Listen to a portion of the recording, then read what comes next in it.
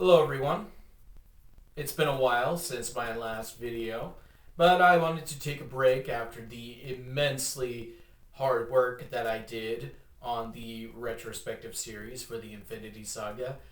And I wanted to take this time, firstly, to thank everybody who has watched the videos, even the small numbers. They all mean something to me, and I really want to appreciate that and everything that has come from that. And I will admit I'm not fully proud of those videos because I kind of shot myself in the foot by making a deadline for each video, having them uploaded once a week. I didn't really have too much time to prepare in between watching the video, watching the movies, and then taking my notes, writing a script down, and then recording the audio, and then gathering up all like little footage and pictures I needed. Part of that was due to my busy work schedule. Another part of that was also due to YouTube's content ID system, which just really it rubbed me the wrong way, especially with my early videos getting claimed very heavily, even in some of the trailer parts. So again, thank you guys for watching those videos. And I will keep them up because my opinions on them are still valid what I think are. Now, this video I'm making, it's an unscripted one, but it's mostly an update video just to kind of talk about the state of things and what I have planned for the future in case there's anybody who is asking. Although, seeing as I don't really have many comments, or comments at all, I don't really know, but I just figured I'd let at least somebody know. So first off, next week I will be putting out a video about the first year of Phase 4 and give some spoiler-free thoughts on each of the films and the Disney Plus shows. Just kind of going through, talking about the premise, the cast, just some overall spoiler-free thoughts. And seeing how Phase 4 in its first year and coming off the height of the Infinity Saga, and just trying to see where Marvel might be going for the future. The second thing is doing a retrospective on the TV shows.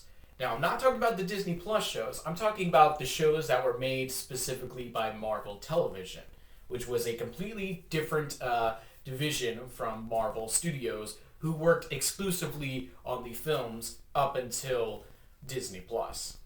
Now, some have always argued about the canonicity of the shows, but the way that I've always treated it, my golden rule is, unless Kevin Feige says otherwise, it's canon. And he has always been in the mindset of never say never. So I'm kind of in that mindset too, and especially now with the Netflix shows being removed from that platform and going over to Disney Plus as part of the first set of mature rated content, and given recent appearances, which I won't really give away, that we've seen in recent films and shows, it is definitely safe to assume that most of the shows are canon. There might be one or two that could be easily retconned with a recasting, or just simply stated as being in a different universe, as we are soon to get the Multiverse of Madness coming up soon. So the main point of this video is to talk a bit about the structure that I'm going to be doing for these television shows.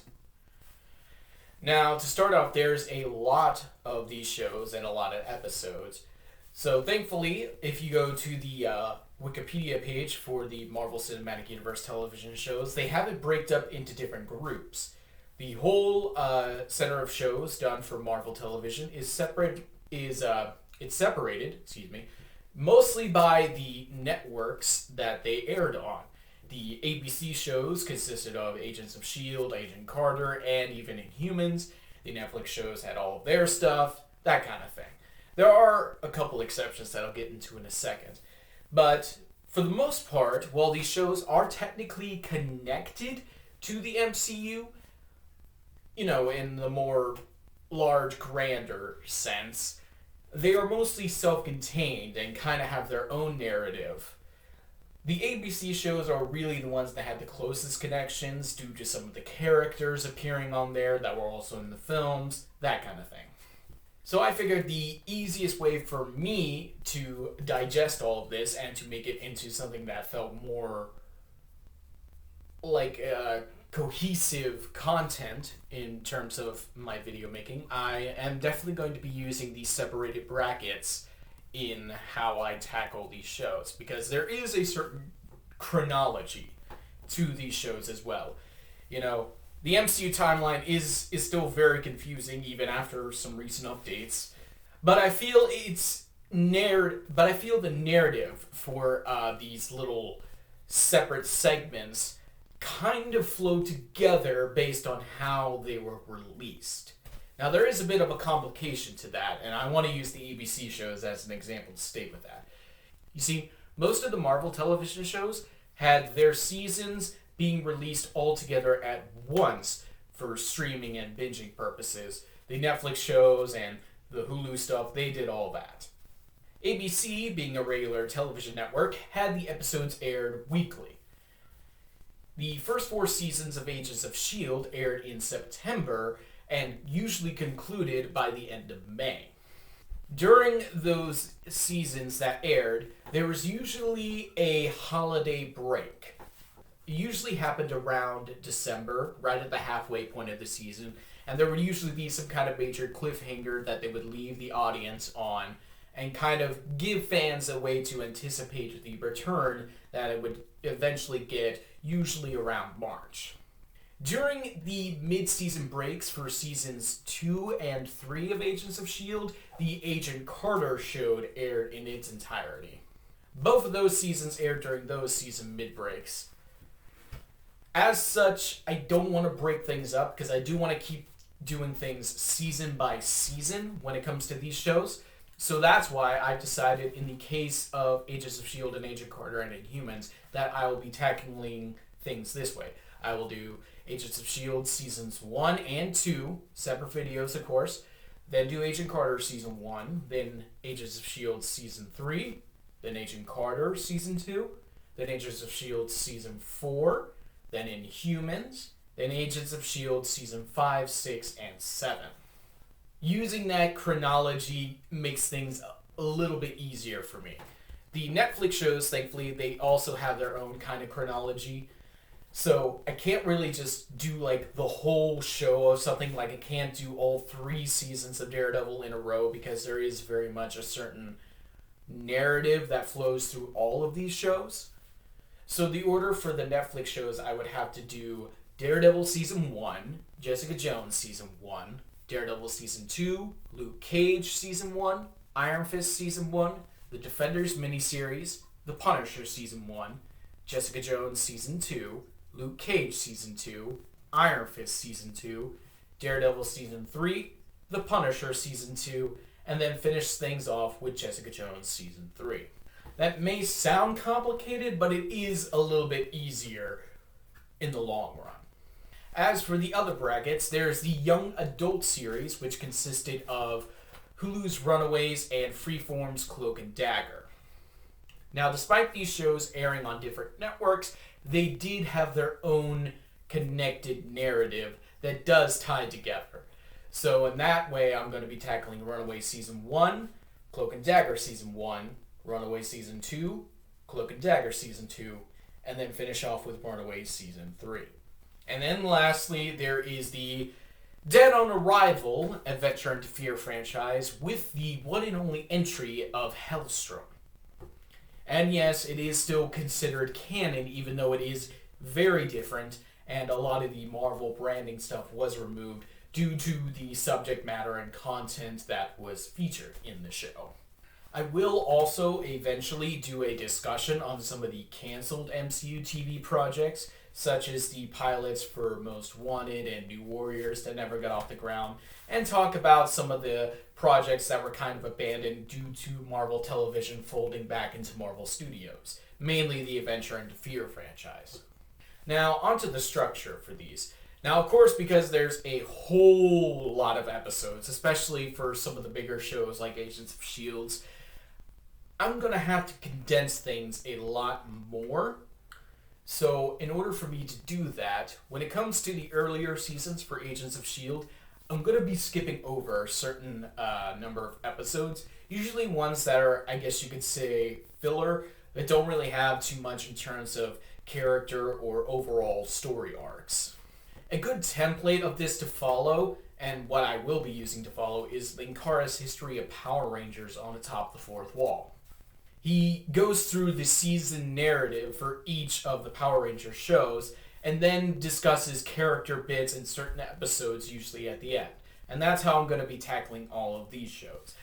Now, when it comes to some of the other shows that have fewer episodes in their seasons, like Agent Carter and Humans Defenders, all of those shows, I am just going to try and keep the narrative flow going. I'm not going to be doing a play-by-play for exactly what happens in every episode like I did with the films. I want to try and keep things consistent and keep things flowing as naturally as possible. Now, like with my retrospective videos, this is still meant to be a retrospective because I have seen all these shows before when they initially came out, and it is interesting for me to go back and see how well these things have aged. If there's anything that I initially enjoyed that I didn't like, or something that I wasn't too fond of but I've grown to like. And I think also importantly, with a lot more of the recent MCU stuff that we're starting to get, that it is an interesting idea to look back at this very different era of Marvel television before we got all the Disney Plus stuff. And that's really why I wanted to do this specific project. Now, as far as the structure of the videos go, it will be mostly, like I say, I'll go through the story arc of the season, discuss certain character setups and developments, usually at the beginning or end for each of the seasons, and also just kind of trying to find the best way to make it digestible enough. And I will also say that because this is a much larger beast to do, that my uploads will definitely be a lot less frequent. They will kind of just be going up whenever I'm done, because this is a lot to do, and there is still also a lot of, my own personal stuff, because this is just a hobby. This isn't really like a career thing for me. This is just something that I'm passionate about and I wanted to do. So with all of that in mind, I think things are going to be pretty set. So next week's video on the state of Phase 4 and how it did in its first year, that's also going to be an unscripted video, just kind of giving some spoiler-free thoughts.